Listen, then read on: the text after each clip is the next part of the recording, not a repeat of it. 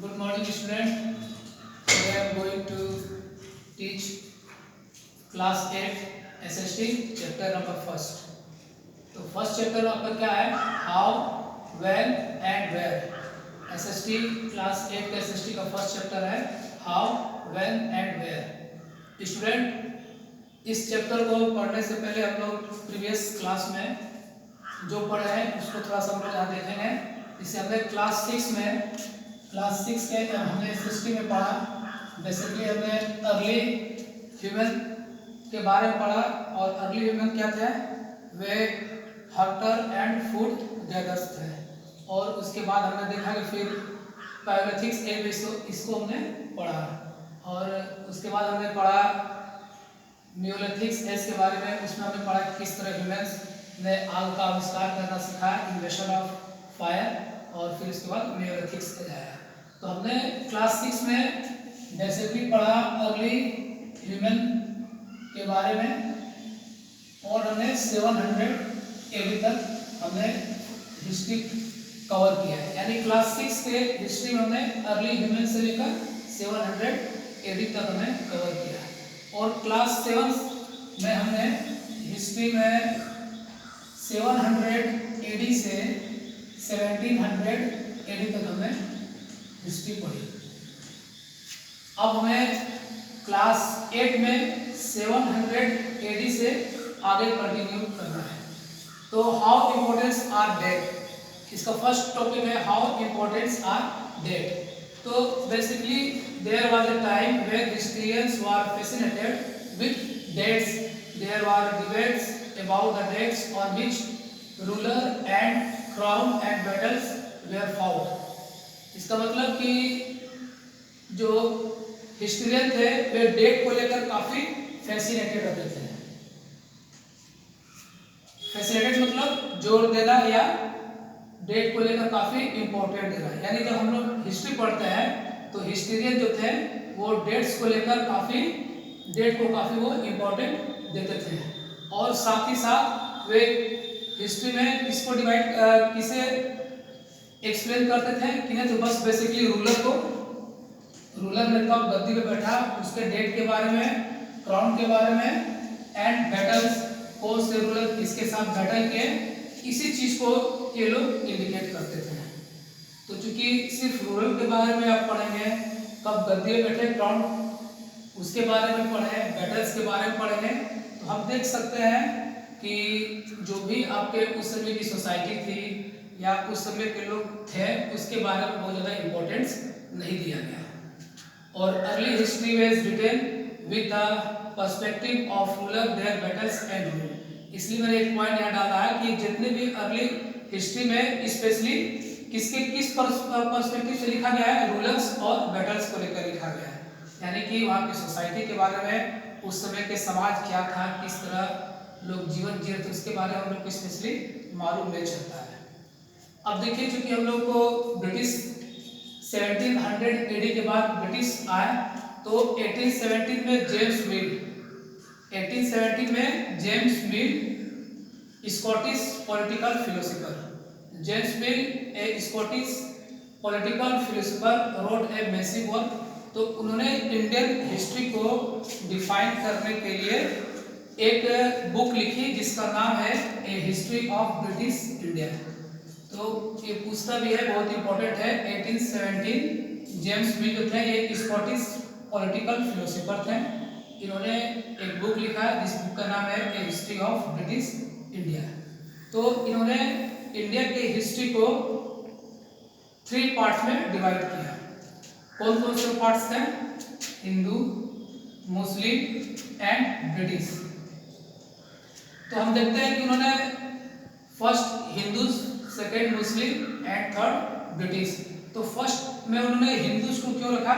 क्योंकि आपके पहले टाइम में इंडिया को जो रूल किए थे वो हिंदू, यानी कि हिंदू किंगडम ने रूल किया था। उसके बाद आप जब देखते हैं कि अबाउट आपका 1200 से 1700 तक मुस्लिम रूलर्स ने इंडिया पर शासन किया, तो मुस्लिम को रखा और at last British came to India, उन्होंने ब्रिटिश को रखा। तो इस डिवाइड में हम लोग देखते हैं कि जब मुस्लिम रूलर इंडिया में आए तो बहुत सारे राजपूत किंगडम थे, वो भी थे, लेकिन उसके बारे में स्पेशली कुछ बात नहीं थी। और मिल्स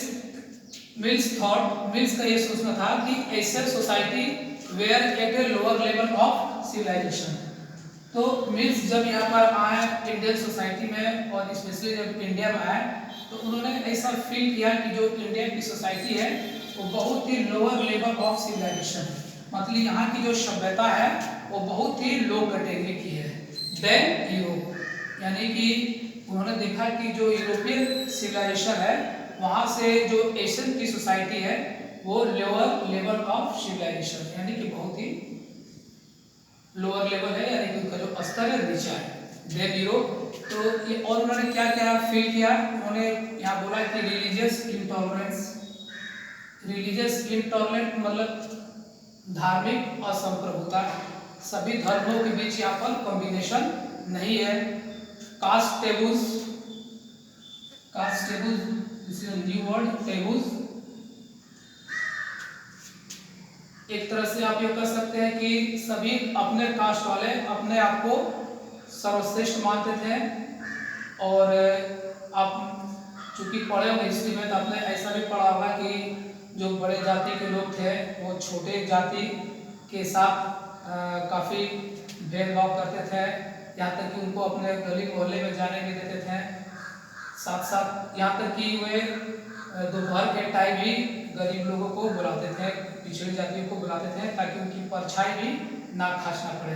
तो इस तरह की सिस्टम देखकर और सप्रेशन प्रैक्टिस यानी कि अंधविश्वास, जैसे सती प्रथा का आप एग्जाम्पल ले सकते हैं, और डोमिनेटेड लाइफ, और उनके लाइफ जो था काफी क्या था, उनका लाइफ जो था काफी नीचे था।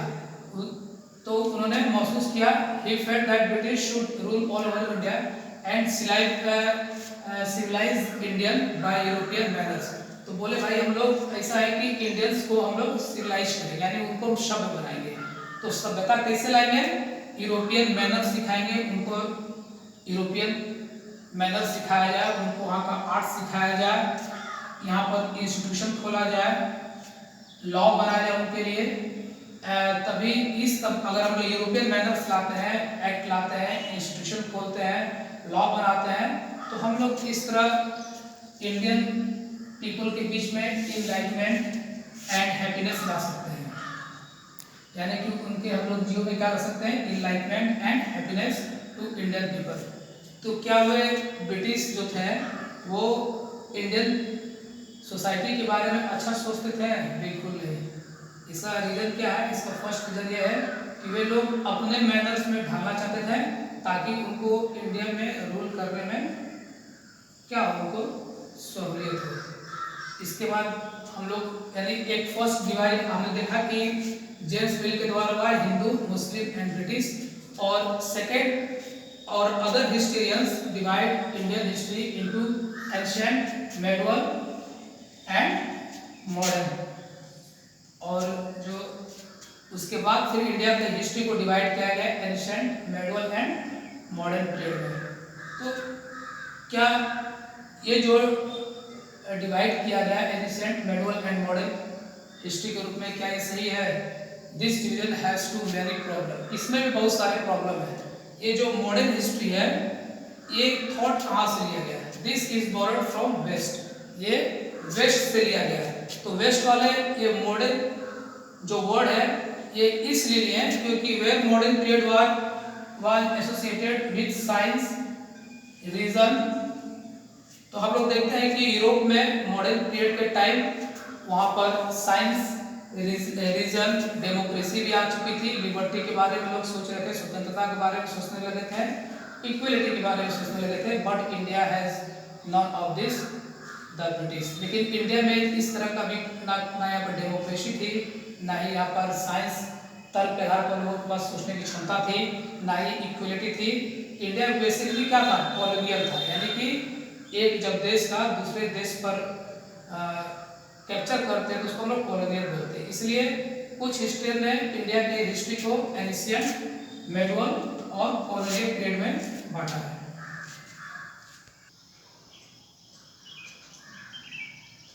स्टूडेंट, तो हमने पढ़ा कि कॉलोनियल क्या है, इसके बारे में थोड़ा सा हम डिस्कस करेंगे। What is colonial. तो मैंने बताया कि जब कोई भी देश किसी दूसरे देश पर आधिपत्य जमा लेता है उसको हम लोग क्या बोलते हैं, कॉलोनियल। ब्रिटिश प्राइवेट कंपनी थी, British east India company what is colonial. मैंने बताया कि जब कोई देश किसी दूसरे देश पर वो आधिपत्य कर लेता है तो उसको हम लोग कॉलोनियल बोलते हैं। तो British private company came to India, establish their subjugative local kings, यानी ब्रिटिश सरकार की जो एक प्राइवेट कंपनी थी इंग्लिश ईस्ट इंडिया कंपनी, वो इंडिया में आई और सबजुगेटिव लोकल किंग, यानी कि जितने भी यहाँ के उस समय लोकल किंग थे उनको क्या किया, अपने नियंत्रण में ले लिया, अपने नियंत्रण में ले लिया। तो इस सिस्टम को हम लोग कॉलोनियल बोलते हैं। तो they control the economy and society, collect revenue to meet their expensive buy the goods they want at low price, produce crops they need for export. तो उन्होंने किस तरह इंडिया को कंट्रोल किया, इकोनॉमिक रूप में भी, आर्थिक क्षेत्र में भी इंडिया को उन्होंने कंट्रोल किया अपने फायदे के हिसाब से, यहाँ की सोसाइटी को भी कंट्रोल किया और यहाँ से जो भी रेवेन्यू, जो भी उनको टैक्स मिलता था वो अपने यूज के लिए खर्च करने लगे और उन्होंने ऐसे गुड्स को यहाँ से एक्सपोर्ट किया जो कि उनके लिए बहुत ही जरूरी थे। और किस प्राइस में, वेरी लो प्राइस में। जो भी उनको गुड्स या सामान की जरूरत पड़ती थी वे इंडिया से यहाँ से प्रोड्यूस करते थे और काफ़ी कम रेट में अपने यहाँ सामान ले जाते थे। इस तरह इंडिया के जितने भी किसान थे, जो गरीब तबका था, उनका काफ़ी एक्सप्लॉयटेशन होने लगा। और ब्रिटिश सरकार ने सर्वे की है यहाँ के, चूँकि अब वो पूरी तरह कंट्रोल कर चुके थे इंडिया को, तो उन्होंने इंडिया के बारे में जानने के लिए कुछ सर्वे किए, जिसे आर्कियोलॉजिकल सर्वे हुआ।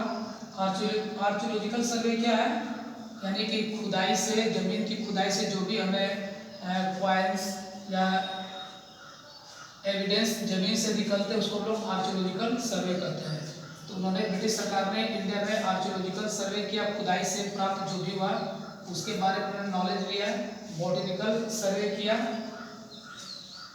उसके बाद जियोलॉजिकल सर्वे किया, जंतुओं के बारे में उन्होंने सर्वे किया, बॉटनिकल यानी पेड़ पौधे के बारे में उन्होंने सर्वे किया, फॉरेस्ट का सर्वे किया, कितने यहाँ फॉरेस्ट है, कौन से फॉरेस्ट हमारे लिए इम्पोर्टेंट है, ताकि उनको रूल करने में यहाँ के बारे में उन्हें अच्छे ढंग से नॉलेज मिल सके। और उसके बाद उन्होंने भारत का मैप भी बनाया कि कितने रूलर्स यहाँ पर हैं, कितने, हमारा शासन कहाँ तक है। क्योंकि ब्रिटिश सरकार जो थी उनको हर चीज़ जानने की इच्छा थी, इसलिए उन्होंने इस तरह का सर्वे किया है।